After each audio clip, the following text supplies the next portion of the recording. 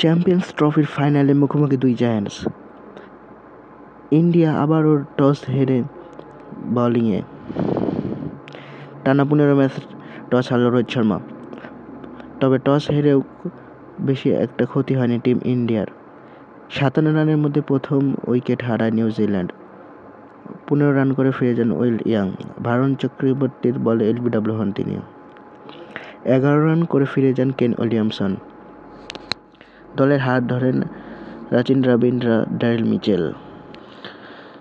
29 বল খেলে 37 রান করে রবীন্দ্র আর 101 বল খেলে 63 রান করে ড্যারিল মিচেল। 52 বল খেলে 34 রান করেন গ্লেন ফিলিপস। ব্রেক্সওয়েলের 53 রানের উপর ভর করে 251 রানের মাঝারি পুঁজি পায় নিউজিল্যান্ড। জবাব দিতে নামে মারমুখী রোহিত শর্মা। 76 রান করে রবীন্দ্রর বোলিংয়ে স্ট্যাম্পিং হন ভারত অধিনায়ক। থামাতে পারেনি ভারতকে কেউই। বড় মঞ্চে 1 রানে আউট কিং কোহলি।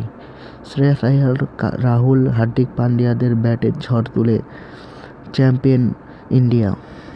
2013 সালের পর 12 বছর পর আবারও চ্যাম্পিয়ন হলো ইন্ডিয়া। জয় উল্লাসে মেতেছে ক্রিকেট দুনিয়া, ভারতীয় ক্রিকেটাররা। 2024 সালে টি-20 বিশ্বকাপের পর এবার 2025 সালে 1 বছর না পড়তেই চ্যাম্পিয়ন হলো চ্যাম্পিয়ন্স ট্রফির।